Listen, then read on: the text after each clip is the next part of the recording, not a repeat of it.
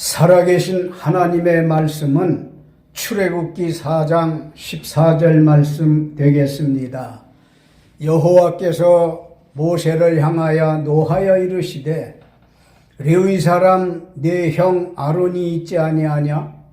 그가 말 잘하는 것을 내가 아노라. 그가 너를 만나러 나오나니 그가 너를 볼 때에 그의 마음에 기쁨이 있을 것이라. 아멘. 오늘 우리가 피차 은혜를 나누고자 하는 말씀의 제목은 노하시는 하나님, 노하시는 하나님이라는 말씀으로 은혜를 나누려고 합니다. 우리는 여호와 하나님은 인자와 자비의 하나님, 사랑의 하나님으로 알고 있습니다만 본문 말씀에 보니까 여호와께서 모세를 향하여 노하셨다 하는 말씀이 있어요. 거기에 노라고 하는 것을 한자로 찾아보니까 화낼로, 성낼로, 화내고 성낸다는 그런 말씀이었습니다. 여호와께서는 인자와 자비의 하나님만이 아닌 때로는 노하시기도 하심을 알아야 합니다. 하나님의 노 앞에서 사람들은 감당할 수 없이 속수무책일 뿐입니다.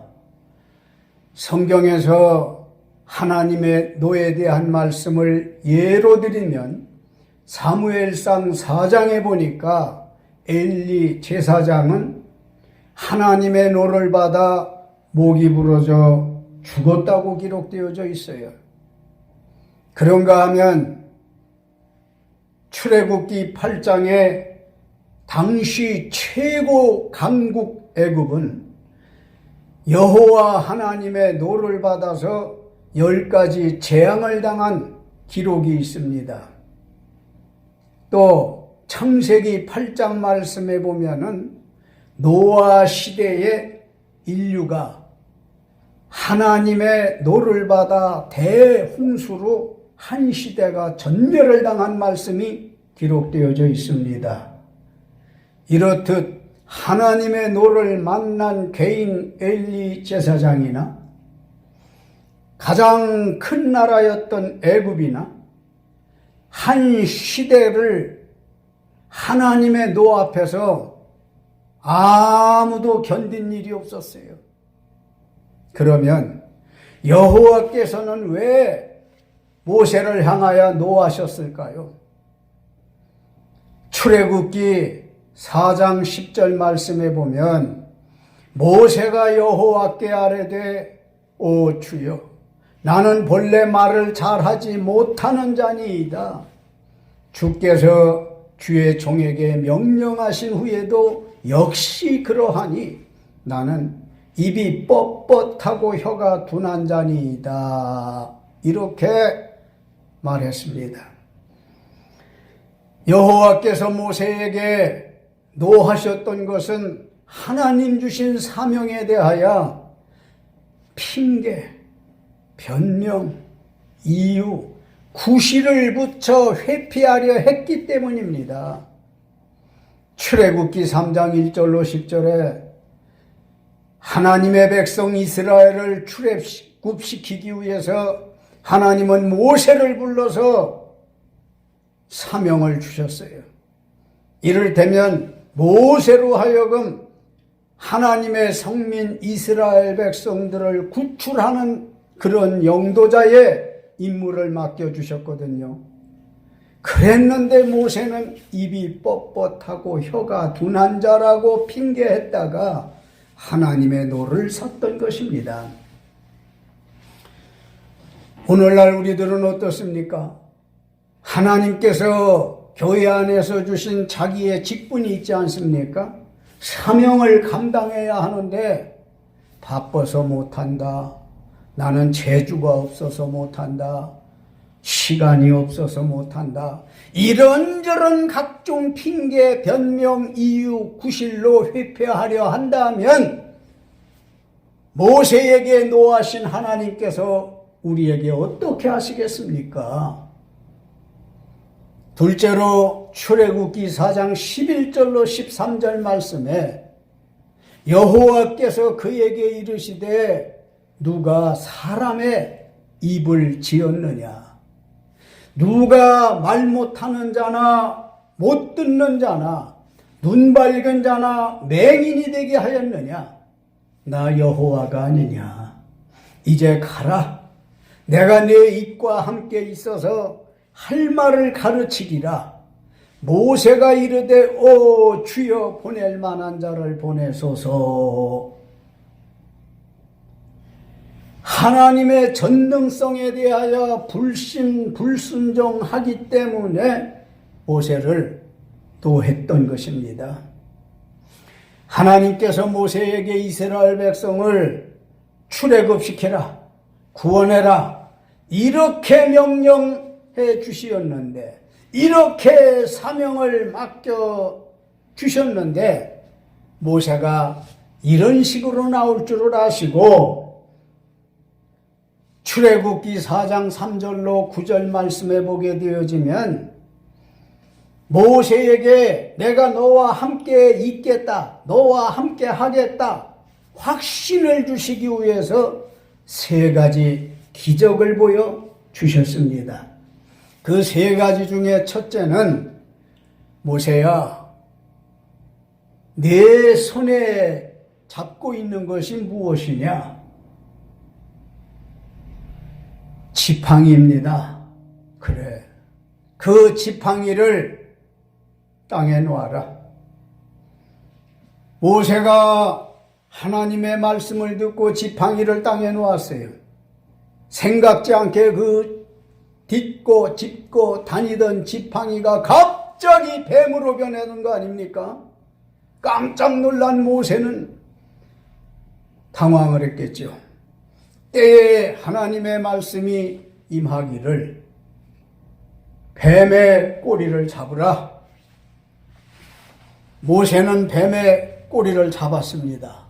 그랬더니 자기가 짚고 다니던 지팡이로 변한 게 아닙니까? 지팡이가 뱀이 되고 뱀이 지팡이가 되어지는 첫 번째 기적을 보여주시었고, 두 번째는 모세야, 내 손을 꺼내서 내 손을 펴서 내 품속에 넣었다 빼라. 모세가 그리했더니 멀쩡한 손이 허옇게 변하며 문둥 환자의 손이 되어졌어요. 또 한 번 놀랄 수밖에 없었지요. 모세야, 다시 네 손을 품속에 넣었다 빼라. 그대로 했습니다. 그랬더니 애당초 자기의 손, 멀쩡한 손, 건강한 손으로 변한 것을 보고 놀랄 수밖에 없었지요. 이것이 두 번째 기적이었나 하면, 세 번째로는 모세야, 나일 강에 가서 강물을 조금 떠다가 땅에 쏟으라. 모세는 그리했습니다. 분명히 나일 강물을 떠다 땅에 쏟았더니 피가 되어지는 기적을 체험하게 되어졌던 거예요. 하나님께서 모세에게 이렇게 내가 너와 함께 하겠다고 보여주시고, 내가 너와 함께 하겠다고 확신 주셨는데도, 그 기적을 체험시켜 주셨는데도 모세는 입이 뻣뻣하고 혀가 둔해 못합니다. 말 잘하는 형 아론을 쓰라 할 때에 하나님께서 모세에게 내가 창조자다, 전능자이다, 창조자요 전능자이심을 가르치시고 달랩니다. 12절에 이제 가라.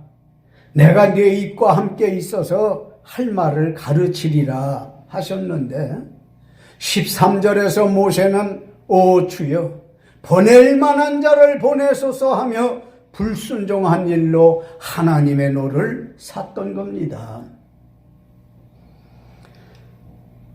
옛날 모세를 질타하는 것만 아니고 오늘은 하나님께서 우리에게 주시는 말씀이 우리에게 어떤 명령을 주실 때에 우리는 어떻게 하고 살았는가를 생각해 보자고요. 모세처럼 이런저런 핑계를 대고 변명을 하고 이유를 붙이고 구실을 붙이고 모세처럼 불순종하지는 않았는지 말입니다. 결론적으로 모세는 하나님 말씀의 그 명령에 수차례 핑계를 대고 불순종함으로 출애굽기 4장 24절에서 하나님께서 모세를 죽이겠다고 노하시니까 그제야 모세가 두 손을 높이 치켜들고 사명 감당하게 되어졌더라는 거지요. 필경 하나님께서는 정한 모세를 통해서 애굽 나라에 60만이나 되어지는 하나님의 백성들을 출애굽시키는 일에 성공을 했던 겁니다. 하나님은 말 잘하는 사람만 쓰는 것이 아니요, 때로 말 못하는 사람도 쓰십니다. 막대기를 들어 쓰시기도 하십니다. 나귀의 입을 열어 말하게도 하십니다. 이런 하나님께서 여러분과 내게 함께 해주시겠다고 하시면서 우리에게 어떤 일을 맡겨주실 때에 우리는 어떻게 해야 될까요? 과거 모세의 어리석은 모습이 오늘은 누구의 모습 같다고 생각하십니까? 다 같이 기도하시겠습니다.